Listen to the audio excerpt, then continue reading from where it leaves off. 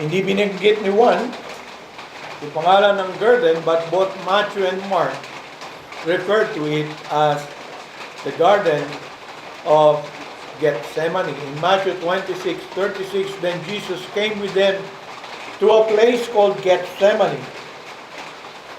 Gethsemane was that garden.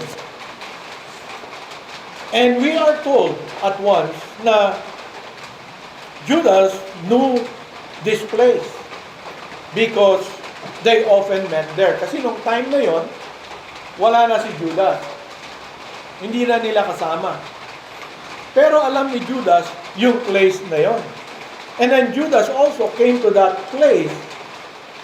But this time, he was accompanied by a detachment of troops and officers from the chief priests and Pharisees. Yung conservative estimate po is that it is between 450 to 600 yung crowd na yon. Moderate estimate po kasi yung iba, pag tinignan nila yung meaning ng detachment, it can even go beyond 1,000. So ganun po yung kaya doon sa ibang gospel writer, multitudes talaga yung kasama ni Judas nung time na yon. At binanggit dito, it is the detachment of troops and officers from the chief priests and the Pharisees. Yung mga officers na sinasabi, sila yung mga temple police who were the prime actors. Sila yung, kumbaga sa panahon natin, arresting officers. While the detachment of troops were merely there to provide protection and to physically secure the arrest of Jesus. Alam natin, sumikat si Jesus sa isang banda. And to make sure of all these things, itong mga arresters made sure na may backup sila na binanggit dito as a detachment. And so you can begin to imagine the scenery nung time na yon. And John mentioned that this group was carrying weapons. Hindi lamang mga lanterns, no?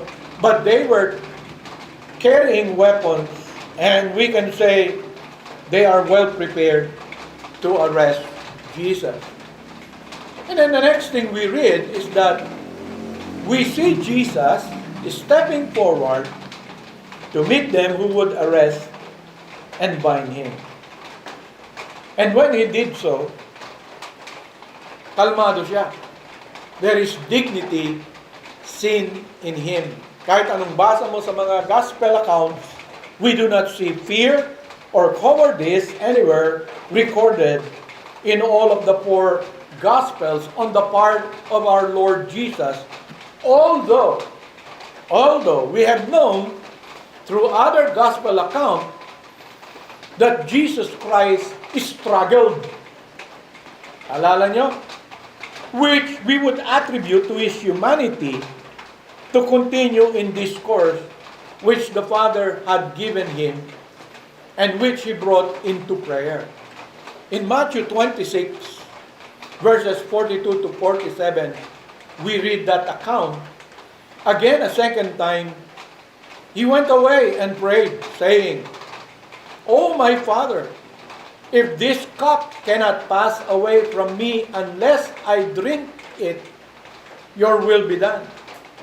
And he came and found them asleep again, referring to his disciples, for their eyes were heavy. So he left them, went away again, and prayed the third time, saying the same words. Then he came to his disciples and said to them, "Are you still sleeping and resting? Behold, the hour is at hand, and the Son of Man is being betrayed into the hands of sinners. Rise, let us be going. See, my betrayer is at hand." And while he was still speaking, behold, Judas, one of the 12, with a great multitude, with swords and clubs, came from the chief priests and the elders, of the people. May struggle si Jesus. Nabanggit niya dun sa panalangin niya, "Oh my Father, if this cup cannot pass away from me unless I drink it, your will be done." But when finally Jesus Christ met that multitude with swords and clubs, sabi ni Matthew, John clearly shows a different figure. Ano yung pinakita niya? He is telling us, Jesus stepped forward, courageously confronting and challenging this group. Kumbaga sana mga biruan ng mga Pinoy, wala na tong atrasan. Hindi na tayo makakabalik. Harapin na natin ito. But Jesus, in a very calm way, sa description ni John, nakatuon siya kay Jesus. Hindi niya masyadong kinuunan yung crowd si Jesus kung ano ang response ni Jesus sa pagdating nito ng crowd sa pangunguna ni Judas. Kasi si Judas, yung magbibigay ng sign sa mga arresters kung sino itong Jesus na dapat arestuhin. Kaya nasa unahang party siya ng grupo. But Jesus was not afraid. Jesus stepped forward, and we can say courageously confronting and challenging this group. Again, Larson says, and he was to be commended for the courage and the fidelity to his Father's will and honor, that he overcame his natural difficulty in entering into his conflict with sin and sinners. That was the conflict there. Sinners who are ready to do him harm. Kasi hindi lang talaga sila basta mag-aaresto. Basically, if there is resistance, Matthew said, they are prepared. A great multitude with swords and clubs. Kung imagine mo, si Jesus lang yung uhulihin nila. Kung isama yung mga disipulo, 11 lang yun. Secondly, you do not only see Jesus' courageous response during his arrest, but secondly, you see also Jesus' powerful response beginning at the second part of verse 4 up to the first part of verse 8. As Jesus courageously approached them, he asked whom they were seeking. Siya yung nagtatanong. When the crowd answered Jesus' question of whom they were seeking, Jesus' powerful and very revealing answer was, "I am He." Kung titignan nyo yung He, italics dyan sa Bible nyo. Ibig sabihin po, pag italics, wala sa original yon. Hindi po ganon sa original. Sa original po, ang sinabi ni Jesus, "I am."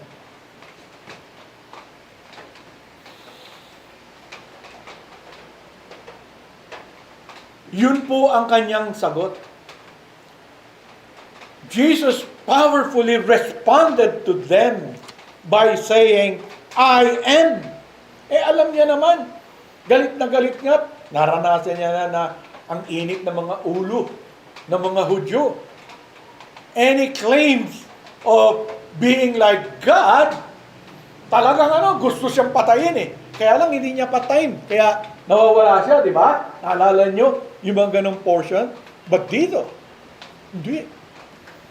Courageously and powerfully saying to them, sino bang hinahanap niyo? Si Jesus? I am He. Jesus powerfully responded using the very name that God gave to Moses at the burning bush, as recorded for us in Genesis 3:13 to 14. In other words, parang pinapabilis mo yata, Jesus, yung kapahamakan mo.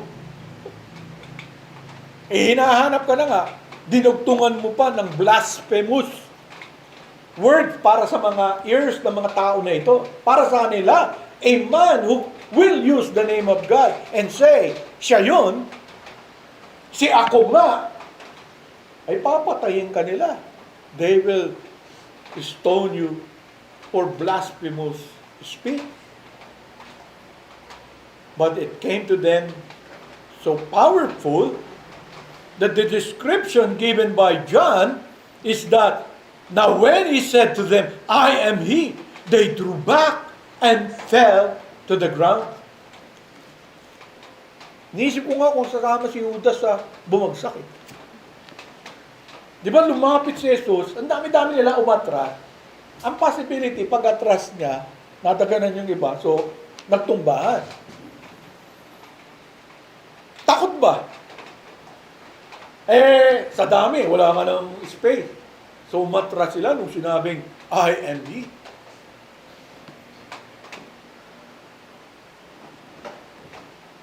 He used two powerful Greek words to declare himself to be God before these men who were about to arrest him. Sino ba namang, kung alam mo yung word na yun, diba?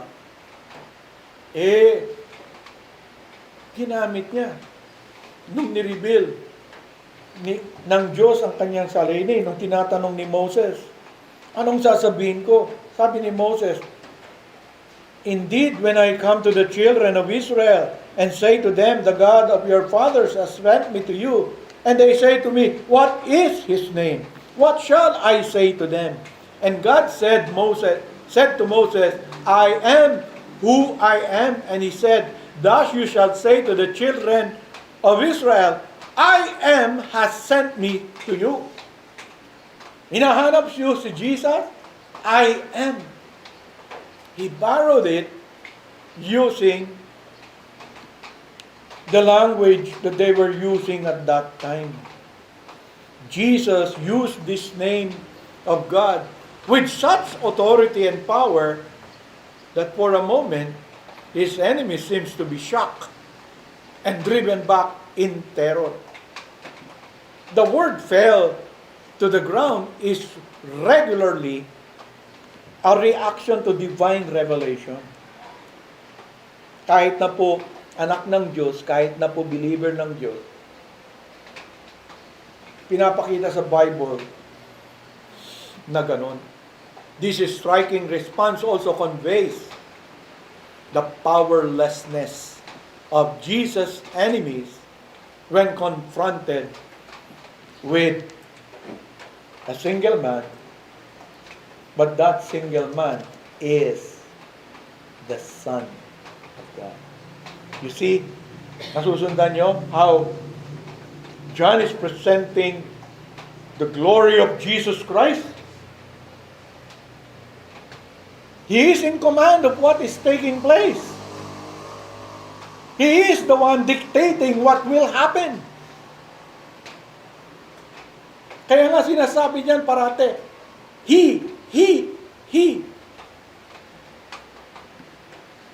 Because John wants you to remember that as you enter the Passion Week, to see Jesus Christ suffering at the hands of his enemy, that he was not the victim of the evil works of men. Jesus was in control with all that is happening. Yun po yung nakikita natin. What do you think produced this reaction? Because Jesus made apparent that the one they are trying to arrest is in some way God. Hindi na sila sure kung tao lang siya o hindi. Diba? Remember, they were armed. And Jesus was not armed. Hindi naman sinabi ni doon na marami rin sila Jesus.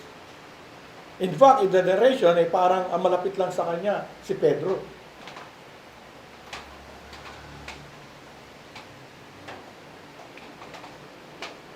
But I believe, in confronting the enemies, it is highlighting Jesus' messianic authority, which later, you remember, when he called back his disciples to give them his final words, he said, all authority is given to me in heaven and on earth or under heaven. Lahat ng authority is given to me.